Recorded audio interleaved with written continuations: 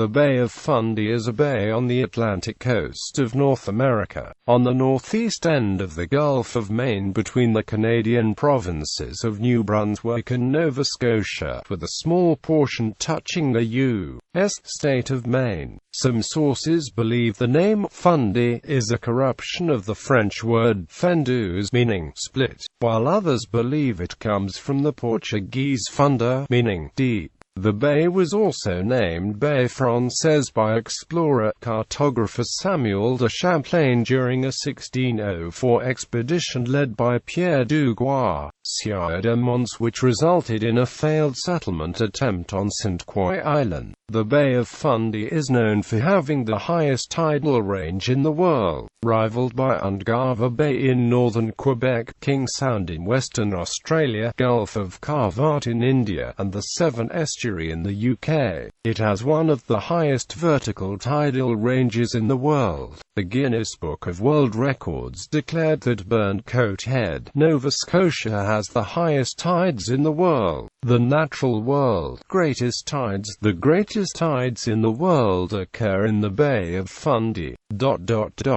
Burncoat Head in the Minas Basin, Nova Scotia, has the greatest mean spring range with 14.5 meters and an extreme range of 16.3 meters. Quote, portions of the Bay of Fundy, Shepherd Bay and Minas Basin, form one of 6 Canadian sites in the Western Hemisphere Shorebird Reserve Network, and is classified as a hemispheric site. It is administered by the provinces of New Brunswick and Nova Scotia and the Canadian Wildlife Service, and is managed in conjunction with Ducks Unlimited Canada and the Nature Conservancy of Canada. In July 2009, the Bay of Fundy was named as a finalist for the new 7 Wonders of Nature contest that ended in November 2011.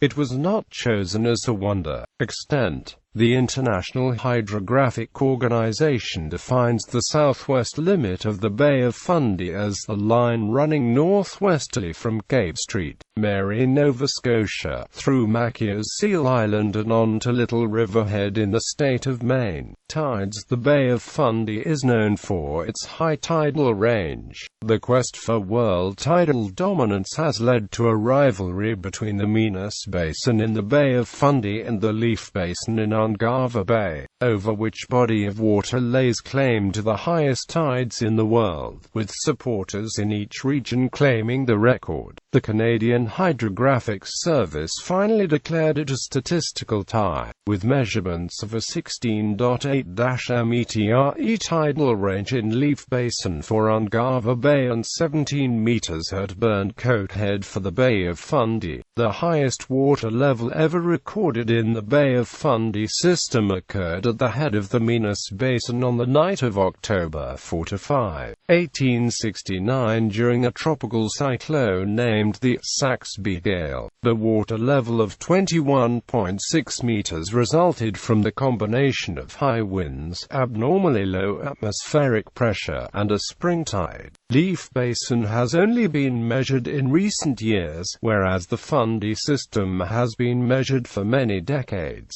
The tide at Leaf Basin is higher on average than tides at Minas Basin. However, the highest recorded tidal ranges ever measured are at Burncoat Head and result from spring tides measured at the peak of the tidal cycle every 18 years. Traditional Mi'kmaq folklore states that the tides in the Bay of Fundy are caused by a giant whale splashing in the water. Oceanographers attribute it to tidal resonance resulting from a coincidence of timing. The time it takes a large wave to go from the mouth of the bay to the inner shore and back is practically the same as the time from one high tide to the next. During the 12.4-HOUR tidal period, 115 billion tons of water flow in and out of the bay. The tides in the Bay of Fundy are semi-diurnal, which means that they have 2 highs and 2 lows each day. The height that the water rises and falls to each day during these tides are approximately equal. There are approximately 6 hours and 13 minutes between each high and low tide.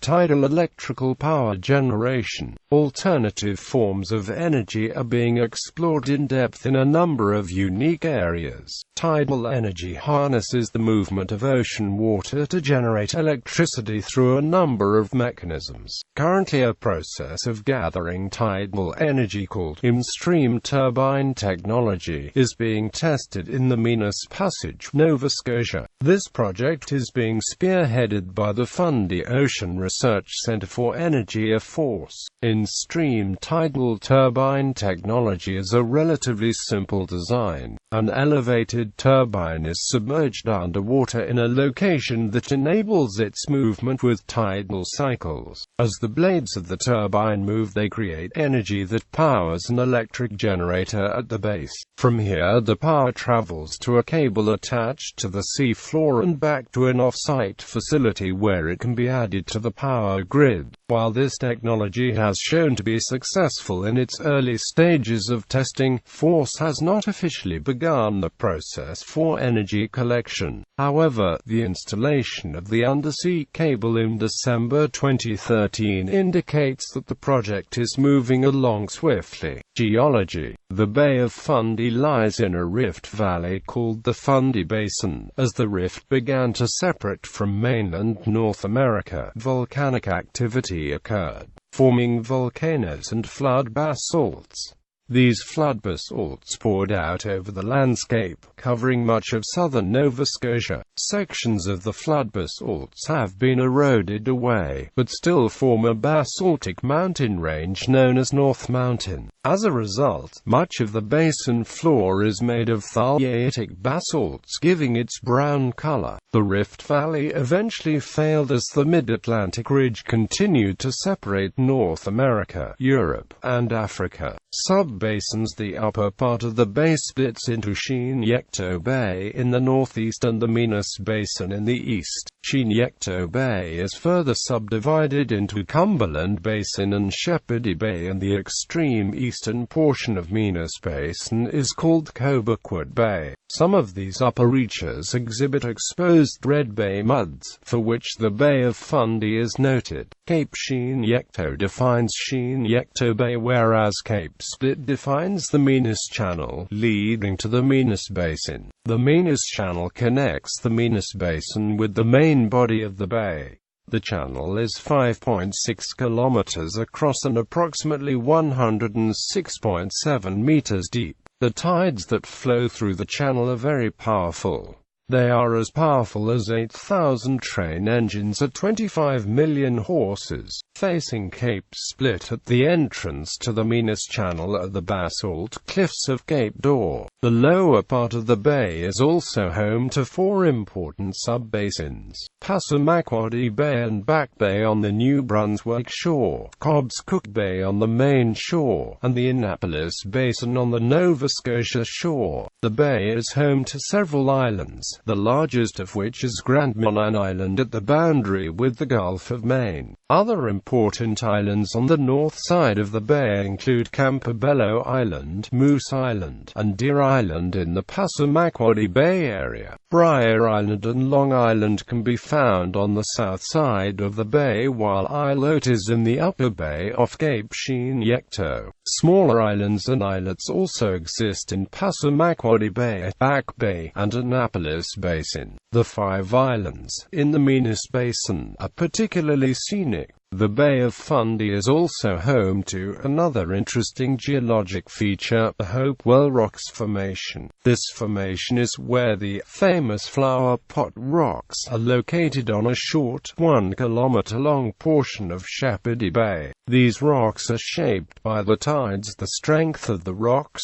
and the presence of the joints in the rocks. The rock in the cliffs, the stacks, are being cut from arcosic sandstone and coarse, poorly sorted conglomerates. The tides that are eroding away the cliffs are between 10.7 meters and 14.7 meters high on average. Rivers. The bay receives the waters of several rivers, including New Brunswick Big Salmon River, Little Salmon River, Magaguadavic River, Memramcoke River, Petite Kodiak River, Quiddy River, St. John River, St. Croix River, Shepherdie River, Tantramar River, Upper Salmon River, Nova Scotia Annapolis River, Avon River, Cornwallis River, Farrell River, Salmon River, Shubenacadie River. The bay's extreme tidal range causes several interesting phenomena in the various rivers which empty into it. Near the mouth of the St. John River, where it passes through the city of St. John, is the famous Reversing Falls. Here the changing tide causes alternating strong upriver and downriver flows several times a day as the tidal cycle changes. A narrow granite gorge and rocky bottom heavily restricts water flow and creates strong rapids that flow upriver at high tide, and downriver at low tide.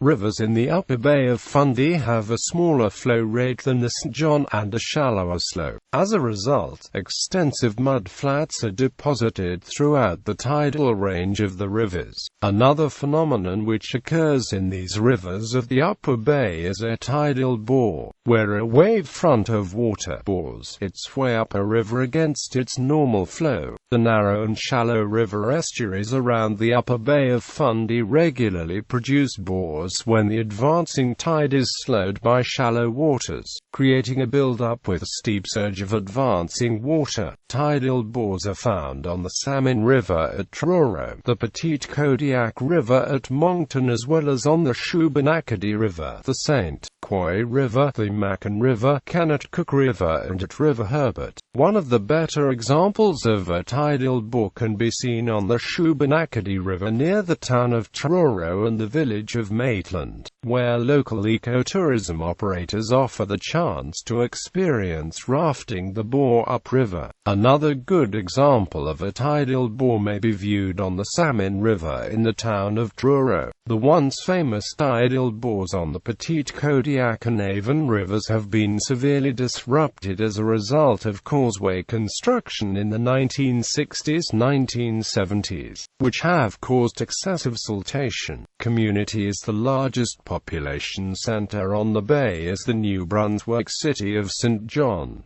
The New Brunswick towns of St. Andrews, Blacks Harbour, Street, Martins and Sackville, as well as the Nova Scotia towns of Amherst, Parsborough, Truro, Windsor, Wolfville, Annapolis Royal, and Digby are also on the bay. History. The Mi'kmaq fished in the Bay of Fundy and lived in communities around the bay for centuries before the first Europeans arrived, and continue to live and work around the bay. The first European settlement was at Isle St. Croix, and then Port Royal was founded by Pierre Dugua, Sieur de Monts and Samuel de Champlain in 1605. The village was the first permanent European settlement north of St.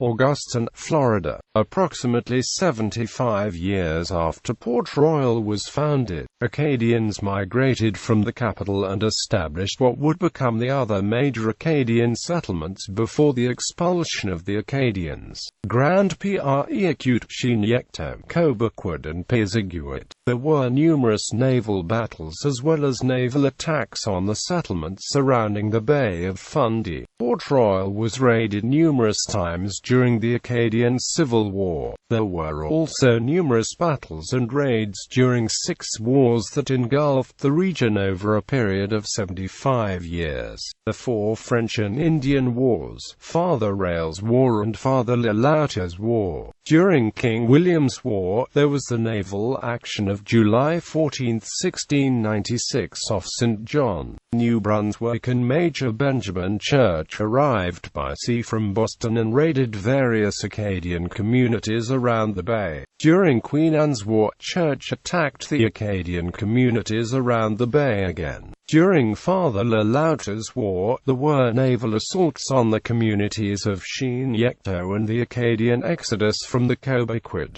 Finally, during the last French and Indian War, the British expelled the Acadians in the Bay of Fundy campaign, which was followed 3 years later with campaigns which targeted the St. John River and the Petite Kodiak River. During the American Revolution, the upper reaches of the basin saw a significant rebellion and battle at the Siege of Fort Cumberland and American attacks at St. John, New Brunswick, as well as numerous privateering raids against towns like Annapolis Royal, Nova Scotia. After the war, the boundary between the United States and the newly created province of New Brunswick remained uncertain, resulting in a thriving smuggling trade in the region, especially on the waters of Passamaquoddy Bay. The Bay saw some action during the War of 1812 as well, mostly in the form of privateering and small patrol ships. After the War of 1812, the smuggling resumed and culminated in the so-called Plaster War of 1820. The Bay of Fundy's ports and basins became major shipbuilding and shipping centers in the 19th century, led at first by shipbuilders like James Moran of St. Martin's, New Brunswick. Shipbuilding to all shores of the Bay of Fundy and eventually included shipbuilders such as Joseph Salter in Moncton and William D. Lawrence of Maitland, Nova Scotia, who built some of the largest sailing ships ever constructed in Canada. Among other accomplishments, Fundy ports produced the fastest ship in the world, the ship Marco Polo, the largest wooden ship ever built in Canada, the ship William D. Lawrence, and the first female sea captain in the Western world, Molly Cool of Alma, New Brunswick. The fabled mystery ship, the Mary Celeste, was also built on the bay. Ports and shipping. The Port of St. John gives access to the pulp and paper industry and the Irving Oil Refinery. Hantsport, Nova Scotia, on the Avon River, is also home to a pulp and paper mill and is the shipment point for raw gypsum exports to the United States. The ports of Bayside, Charlotte County, and Eastport, Maine, are important local ports. A result of shipping traffic has been the potential for increased collisions between ships and the North Atlantic right whale. In 2003, the Canadian Coast Guard adjusted shipping lanes crossing prime whale feeding areas at the entrance to the Bay of Fundy to lessen the risk of collision. The bay is also traversed by several passenger and automobile ferry services: St. John, New Brunswick, to Digby, Nova Scotia, Grand Manan Island to Blacks Harbour, New Brunswick, and Whitehead Island, New Brunswick, to Hedmanan Island, Deer Island to Letide, New Brunswick, Campobello Island, New Brunswick, to Deer Island, Eastport, Maine, to Deer Island, Westport, Nova Scotia, to Freeport, Nova Scotia, Tiverton, Nova Scotia, to East Ferry, Nova Scotia. Parks and protected areas. A number of parks preserve and interpret the Bay of Fundy's coastal ecosystem. They include Fundy National Park in New Brunswick and Cape Sheen-Yecto Provincial Park and Five Islands Provincial Park and Blomidon Provincial Park. In Nova Scotia, the Canadian Wildlife Service maintains a number of national wildlife areas in the Bay of Fundy, including a proposed designation of Isle in the middle of the bay.